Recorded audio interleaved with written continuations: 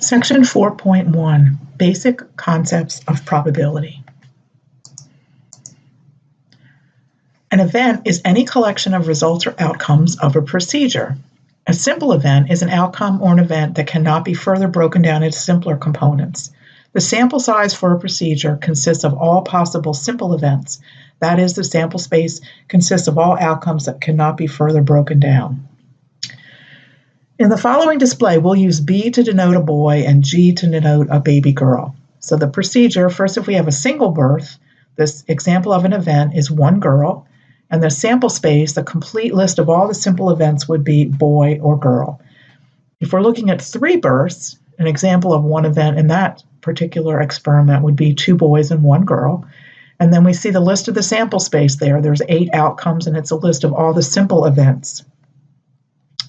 So with one birth, the result of a girl is a simple event, and the result of a boy is another simple event. They are individual simple events because they cannot be broken down any further.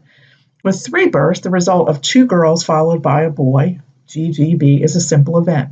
When rolling a single die, the outcome of a 5 is a simple event, but the outcome of an even number is not a simple event. With 3 births, the event of 2 girls and a boy is not a simple event because it can occur with these 3 simple events: girl, girl, boy, boy, girl, boy, girl, girl. The sample space. With 3 births, the sample space has 8 different simple events that are shown in the table below. Some notation for probability. Capital P denotes a probability. A, B, and C, capital letters, denote specific events, and then the P, and then in parentheses, the letter for the event, for instance, A, denotes the probability of that event A occurring. The possible values of probabilities and the more familiar and common likelihoods are shown on this table here. At the very bottom, we see a probability of 0 means that some particular event is impossible. In the middle, we see 50-50 chance. If we toss a coin, we have 50-50 chance of getting a head or a tail. And at the top, we see a probability of 1, which is a sure or certain event. The following 3 approaches for finding probabilities will result in values between 0 and 1. The relative frequency approximation is where we observe or conduct a procedure and count the number of outcomes that event A occurs, and then the probability of A is approximated using this formula: number of times A occurred divided by the number of times the procedure was repeated. This is also called empirical probability because we have to collect data in order to estimate the probability. Classical, sometimes called theoretical probability, is where we know the outcomes. There's n different simple events, and they're equally likely, and event A can occur in S ways. So we write the probability as the number of ways event A can occur divided by the number of different simple events, and that probability then is S over n. And then the third type is called subjective probability, or also called personal probability. This is where we estimate by using some knowledge of relevant circumstances, but it's not supported by any statistical inference or statistical data. Simulations are sometimes used to come up with a probability estimation where we could not actually perform the experiment. When we round probabilities, expressing the value of a probability either give the exact fraction or a decimal rounded off finally to 3 significant digits. The law of large numbers says, as a procedure is repeated again and again, the relative frequency probability of an event tends to approach the actual probability. Some cautions with this. This applies to behavior over a large number of trials. So if I flip a coin one time, the probability of getting a head is either going to be 0 or 1. I'm either going to get it or not get it. But if I did it 10,000 times, then I would assume that my probability of getting a head would be close to 0.5. If we know nothing about the likelihood of different possible outcomes, we should not assume that they are equally likely. The actual probability depends on factors such as the amount of preparation and difficulty of the test. Find the probability of dying when making a skydiving jump.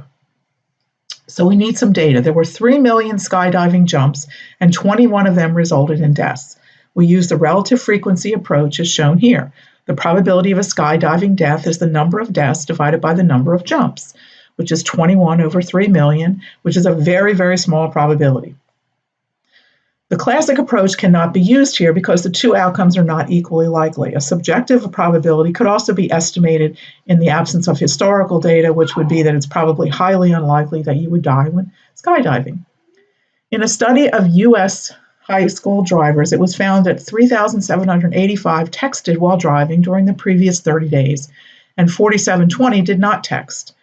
Based on these results, if a high school driver is randomly selected, find the probability that he or she texted while driving during the previous 30 days.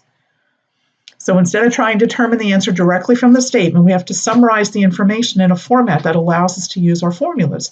So we have the number who texted while driving plus the number who didn't text. That gives us the total number of drivers in the sample, which was not provided in the problem. So our probability is going to be the 3,785, the number of drivers who did text, divided by the total sample size, and we get a probability of texting while driving of 0.445. So there's a 0.445 probability that if a high school student or high school driver is randomly selected, he or she texted while driving during the previous 30 days. The complement of an event, denoted by A, the capital letter A, with a small horizontal bar over it, consists of all the outcomes in which event A does not occur. In a recent year, we've worked on this problem earlier, there were 3 million skydiving jumps and 21 of them resulted in death.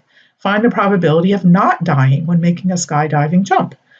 So if 21 died, then we know 2,999,979 people did not die.